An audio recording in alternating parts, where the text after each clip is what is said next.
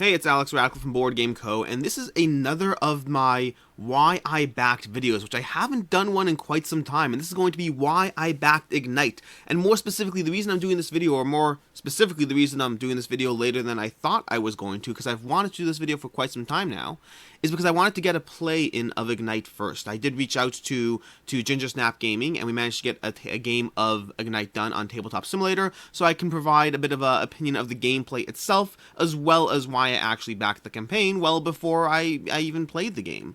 And this whole series of why I backed, going back to the past or whatnot, it gets harder and harder to do because the reason I was able to do it for so long is because I was covering things that I never covered before I was a content creator, before I did anything. So if I backed a game and never had the opportunity to really go delve into it, that's why I had this series. And as time goes on, those are going to be harder and harder to find. So, for all we know, this may be the last of the series. I have no idea. We'll find out. Let's jump into it. Ignite. Ignite is going to be a game, a deck builder skirmish game by Ginger Snap Gaming. And before we go into the game, I want to talk about the company, because the company, as far as I am concerned, is knocking it out of the park. Ginger Snap Gaming is killing it on all fronts for a variety of reasons. Number one, this is their first Kickstarter, and they got in 1,600 backers, $220,000, or actually more than that by now, because if you look at the crowd auction or whatnot, it has 2,100 backers, $322,000 raised for Ignite. They have really managed to capture a lot of people and done a very solid job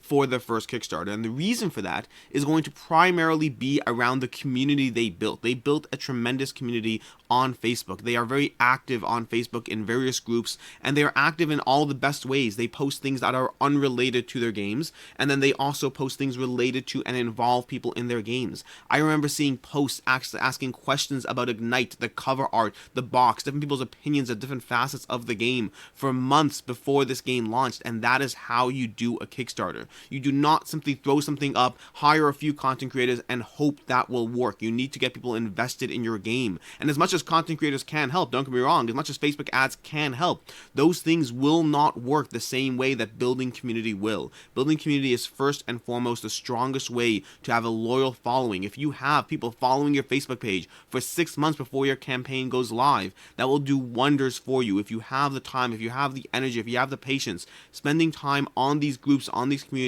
getting them involved in the game, getting them involved in seeing pictures as they come out, as you have new art, as you have new components, asking them their opinions. Ginger Snap Gaming frequently asks people's opinions on, well, what about this box art versus this box art?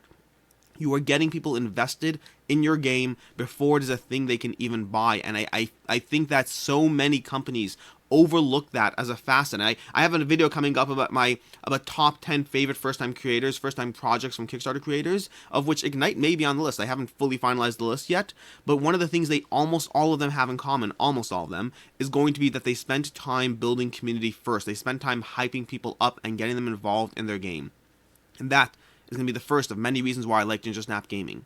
Number two, if you follow the updates for the campaign, they genuinely care about every aspect of the game, the amount of details and communication and transparency they have. The last update they had was something about an insert, about how it folded a little bit in, and it's not a problem for the game, but it is a problem for the insert, and asking people's opinions. They have kept people involved through the good and through the bad of how production has been going. They haven't hidden things. They've told people every single dirty secret, or at least I say every single dirty secret, but then again, I have no clue if they're not telling us everything, but they seem to be communicating about absolutely everything that goes right and everything that goes wrong. And to be clear, this project is delayed. I do not want to make I want to be very clear about it. The project is delayed, but that is going to bring me to point 3 as to why I like Ginger Snap Gaming, which is they have committed to their own detriment to not putting out any of their other games on Kickstarter until Ignite delivers. In other words, they are just as invested in yourself and just as invested as you or I or whoever backed this game in getting this to the table and getting this delivered and shipped, because they literally have They have a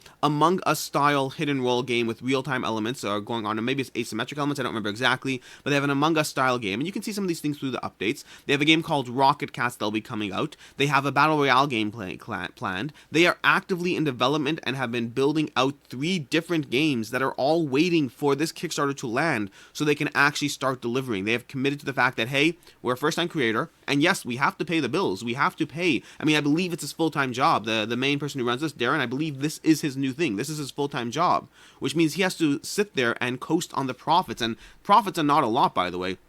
if you go back to Ignite here, $322,000, the actual profits in that, especially for a first-time creator, is not going to be high, and that has to go towards paying everyone. And so he has to deal with all that, and he's coasting on whatever he's able to get by on because he's committed to not delivering Ignite, to not launching new Kickstarters until Ignite has delivered. And ultimately, all that basically is why I already am a huge fan of Ginger Snap Gaming before having even played their game. And yes, technically I played Ignite, but I was a fan of them before I played Ignite last week.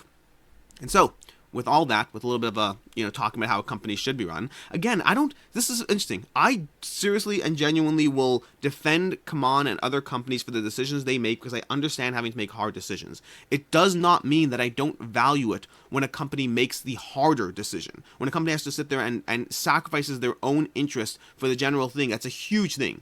There's a difference between justifying something and saying this is a company that has earned your loyalty because they have really given blood, sweat, and tears and invested in the community. There is a difference between my giving people a pass versus who I will become a huge, dedicated fan of because of their actions. And with that, let's jump into Ignite. Ignite is going to be, like I said already, not asymmetric, I don't know why I said that. I mean, it is asymmetric because you do have different clans, but let's just go with a deck building skirmish game. Ignite's going to have this traditional skirmish, board or whatnot. Traditional is a relative term, but it's going to have a hex grid with a village on the outer rim that you're going to have to spend time building up and developing your deck to ultimately take out your enemies. You want to get a variable number of points depending on the scenario, the mission, however you're playing it.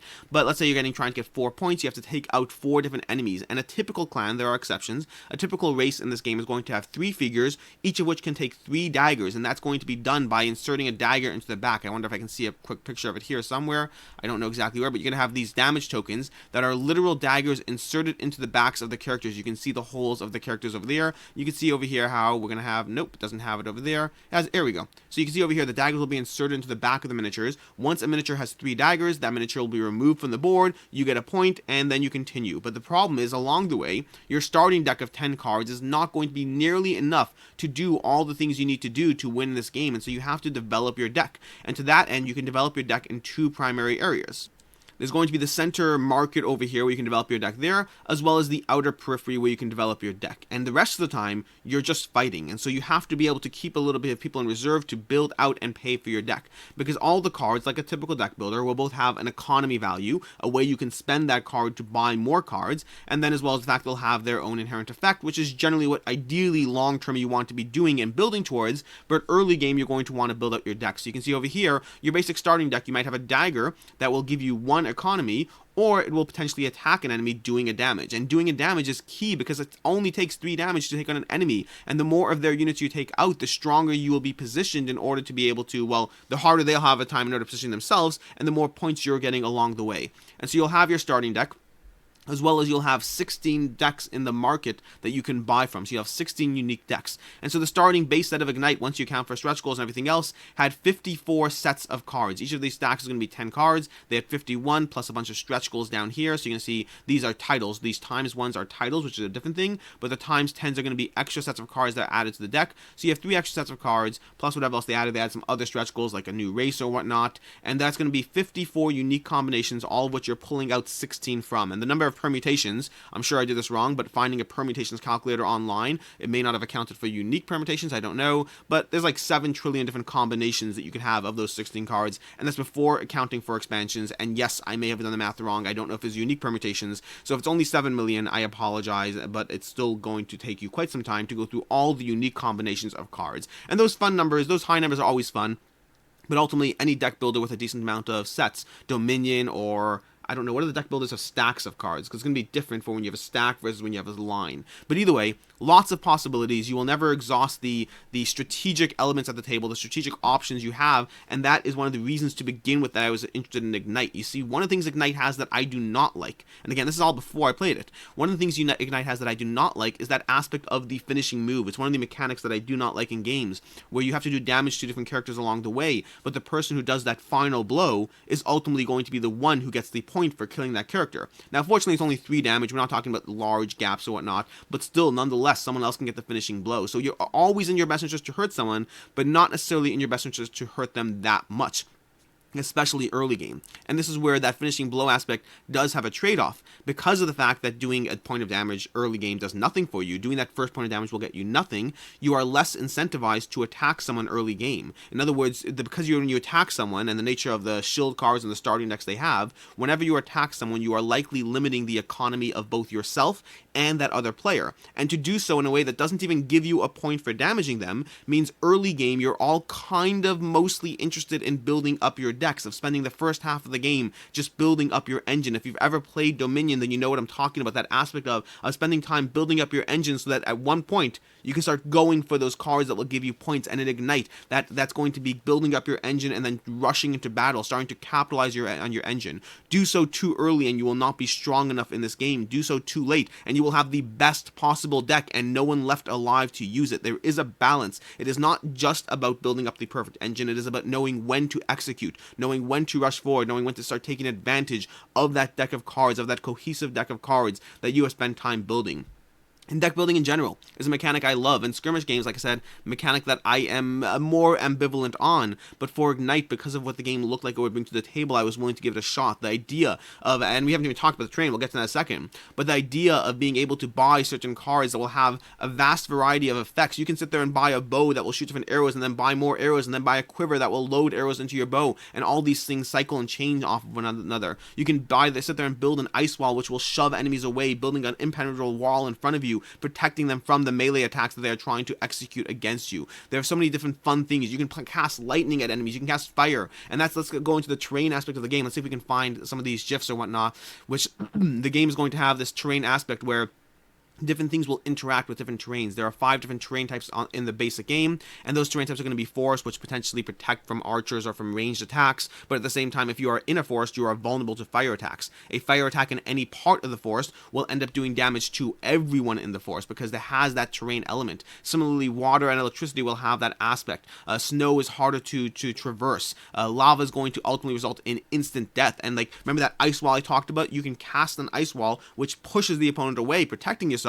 But if there's lava behind him, you're not just protecting yourself, you're going to instantly kill that opponent. There are so many terrain aspects and interplay of those cards, and all those things to me promised what I love so much about games, which is powers and abilities. Being able to build a cohesive engine, being given 16 cards in a market and having to look at the game as the game begins, looking at those 16 cards and trying to figure out, what strategy am I going to pursue? Which starting cards are going to start my engine off? Which of them are going to add to a better late game? How am I going to weed my deck? How am I going to develop my deck? How am I going to ensure that I can get these combinations of cards up at the same time?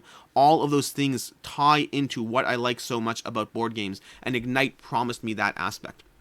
And then combine that with tons of reviews, testimonials, tabletop simulator access before it was cool, although to be fair, I'm not 100% certain this was there, but I don't think you can edit a campaign page on Kickstarter after the fact. So this was likely up back when the campaign was there. This is before I paid attention to Tabletop Simulator on a campaign page, so I wouldn't really remember. But yeah, assuming it had it there, Tabletop Simulator before it was cool. Tons of reviews, testimonials. Let me see if I could find some of them. And there's clans. By the way, one thing I didn't touch upon is each of these clans is going to have an asymmetric ability of how they actually play. So the dwarfs, all successful melee attacks outside of the village do an additional damage. Elves have ranged attack +1. Humans draw 7 cards instead of 6, but cards cost them 1 more. All of these different things will have different twists to it. The Ratmen start with 5 units, but they each take 2 damage, so more board positioning, but also weaker and more vulnerable. But they also have an aspect of drawing extra cards when they are adjacent to other players, so you want to constantly toe that line of being close to others, which makes you vulnerable, but then you draw extra cards, so you're building your economy, but you might get killed. So many different facets to take into account. And then the Centaurs, which are Kickstarter exclusive,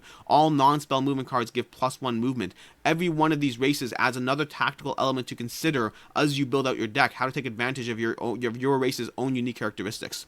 And then for miniature sizing, you can see some examples here. This would be a Blood Rage larger monster, and this is going to be the miniatures you have in Ignite. So they are coming in at pretty decently sized for the game that you're getting here. And this is going to be the monster from the dragon from the solo expansion, which we'll talk about. And so, let's talk about testimonials. Oh, the Freeze. Let's talk about the Freeze expansion. The Freeze expansion is going to give you 2 new miniatures, 8 more game board tiles, and these all interlock, by the way, to give you a unique game terrain every single time. So that board you're playing with is going to be different, but depending on how you configure those tiles. You're not talking about a static board in the slightest. You're talking about a board that will constantly shift up, again providing a different puzzle of how you want to manipulate those cards, which cards will give you the best advantage in terms of maximizing that board movement, because many of these cards are about board movement. And so that's going to be, and then by the way, let's cover what they give you. They give you 5 more battle cards, and then additionally 5 more sets of cards here for a total of 55 new cards, bringing your 7 trillion number to a whole lot more than 7 trillion. Can you imagine picking 16 combinations of cards from a set of 109 cards? It's got to be a large number, and it probably won't happen unless you're playing Ignite a lot, and it probably still won't happen because 7 trillion is just a large number. Then we have the new enemy expansion, which is going to be the solo co-op expansion for those who don't like competitive games, or for those who just want to tackle Ignite all by their lonesomes because COVID and who knows. And this is all before COVID was a thing, but still, solo expansions in general have been on the rise in Kickstarter in general and retail as well over the past who knows how long. And we have reviews and tons of testimonials, and this one really resonated with me from Undead Viking. It gave me the war game miniature game feel without me having to set up my 1,000-point army. I can be up and ready and rolling with this game in 10 minutes and having a blast, and that is a 100% one of the reasons I am intrigued by Ignite, because of the aspect, and we see some different reviews here, but let's just focus. One of the reasons I'm intrigued by Ignite is that aspect of being able to be given this game in a quick setup. All you have to do is pick your race, drag 16 cards from the market. If you've ever played Dominion, it's going to be a setup roughly akin to that, just with a board and miniatures along the way, and so that ultimately just has me intrigued. And then we have more. So we have Tantrum House, we have Unfiltered Gamer, we have John Belair Play Games. I frequently reference Jeremy Howard when I talk about games because I like his taste in games most of the time. He doesn't like Terraforming Mars, which is something we have to do something about. We have Neverboard Gaming, Man vs. Meeple, all these testimonials going through the game to different degrees. And from now, I guess we'll talk about my first impressions of the game, having actually played it. And I will say, overall, Ignite does deliver on almost exactly the experience I thought. You're going to have those card combinations of how different cards interact with others in hopefully rewarding ways. You're going to have fast, accessible deck building that is a lot of fun to build up your deck. I would say the biggest concern, who Ignite is not for, is understand that in this game, the first half of your skirmish game does not incentivize battle. The first half of your game, maybe even more, maybe even 60% of your game, is all about building up your deck before you finally rush into that combat endgame. And so that's something you want to take into account. If you think you are jumping into a skirmish game that's going to have fighting from the get-go, if you are fighting from the get-go, I guarantee you are rewarding the other players not in combat. If you and one other player are engaging in combat, the other players at the table will have a step up as the two of you destroy your economy to stay alive and or attack each other. And so you want to factor that in. This is a game that does have tense moments of being on the lookout, especially in that center market, which can get crowded because there's only 4 spots and everyone wants to get a piece of it. So you're going to have to be on the lookout for being attacked by others.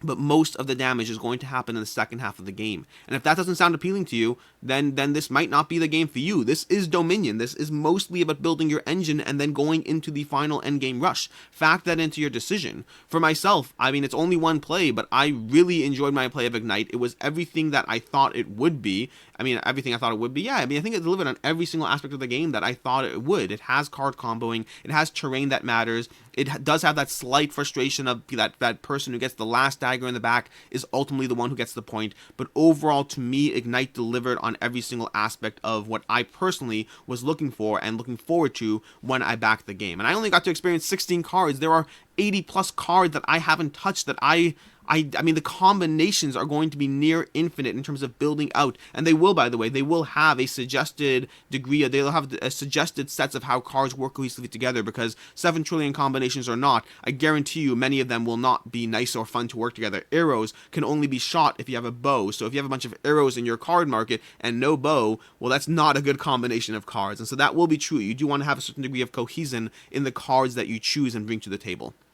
With that, let's talk about the pledge levels or whatnot. So, pledge levels. We're going to have $89 is going to be for the basic pledge level, and I will note all prices in the pledge manager are more. So, all prices in the pledge manager are going to be $10 more for each of these pledge levels. So, I'll just quote those prices, but in case you're wondering why I'm saying a different price, it's because of pledge manager. So, for $99, you're going to get the Ignite base game, which is going to come with those 54 card combinations, 7 trillion combinations, most of the races in the game. It should be more than enough to give you a solid experience. But for $159, $160, $169, sorry, for $169, for less than double the price, you will near double the amount of content, at least in terms of the cards. And for a deck builder, I mean, playing Dominion with 2 sets versus playing Dominion with 4 sets is a vastly different experience. So $169 will get you the base game and the freeze, which gives you some extras including the stretch goals for the freeze only, everything extra, the terrain tiles, the 2 new races, and 55 new card combinations that you can add to your market. And then for $199, the all-in pledge is going to give you all of the above,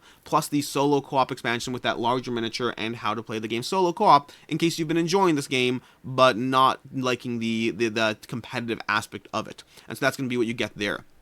And then finally, this is one that you definitely want to pay attention to in case you have a friend who's interested in the game. For $360, basically a $40 discount, $20 cheaper per copy, you get 2 of the all-in pledges. So basically that reduces your $199 down to $179 in terms of being able to get the 2 all-in pledges for that price. So if you want that, it may well be extra shipping, so factor that in as well. But ultimately, if you and a friend want this game, this is going to be a cheapest option to get that. And that's all going to be present in the Ignite Crowd Ox Manager, which of course I will throw a link to down below. But you have the $99 base game, the $169 base game and the freeze, the $199 Ignite all-in pledge, and the $360, one for you and one for you to give sell. I love how they just own the sell part. Like, hey, if you just want to sell a copy to pay for your first copy, if you can, then go for that. And speaking of which, now's the time when we have to talk about the value proposition. Will it hold its value? Will it not? And so overall, Ignite is coming to the table with enough Kickstarter exclusive stuff. They talk about their retail plans are uncertain. They have no guarantees either way, but they will not be able to deliver the same amount of content for a retail price, which makes sense.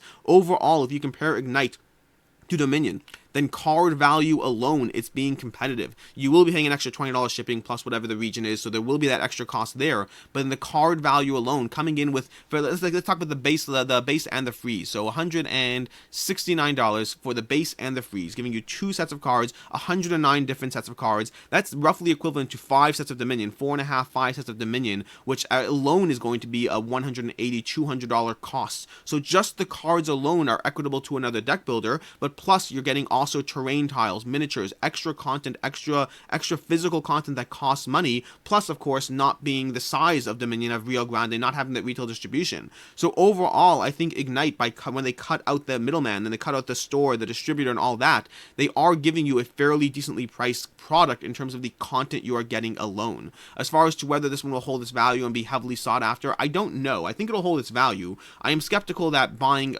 one copy for yourself, one copy to sell, I'm skeptical that it'll give you back double and pay for itself in that sense, but I am pretty sure that Ignite will hold its value in addition, not just what you paid, but the shipping cost as well. This is a game that is exclusive. It's going to be hard to get. People are going to want to get their hands on it, both from the testimonials and the people I know who've experienced it, as well as for myself having dived into it. I think Ignite is going to be an excellent game that many people like and many people want. I think it's not going to be a game for everyone. That aspect of the first half of the game is all build up, and the second half of the game is where you finally actually start to fight. That is going to be a turnoff for some people. It's not going to be the game that everyone wants in that sense.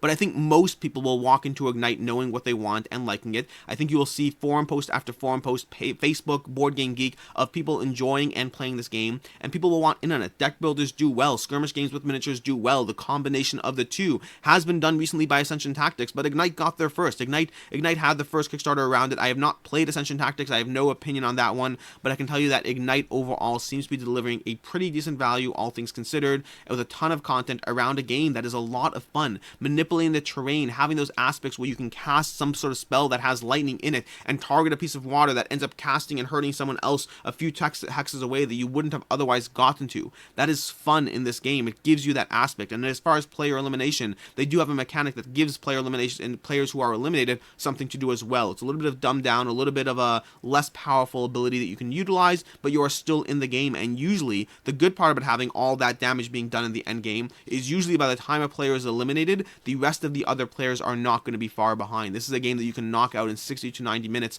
which is incredibly solid for the gameplay experience it's providing. And ultimately that has me thinking that overall the exclusive nature of some of these aspects, combined with the fact that the game just seems to be good, I believe this will hold its value just fine. And that overall is going to be Ignite.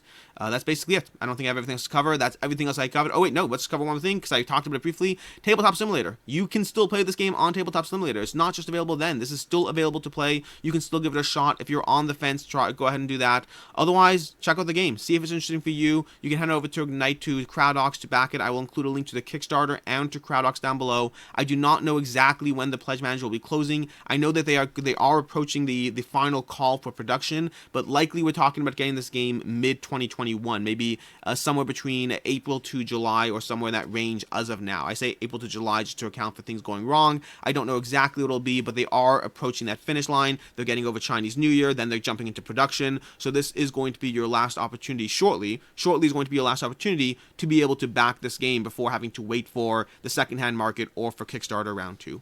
And until next time, I'm Alex Radcliffe from Board Game Co. I hope you enjoyed this video, and as always, have a good one.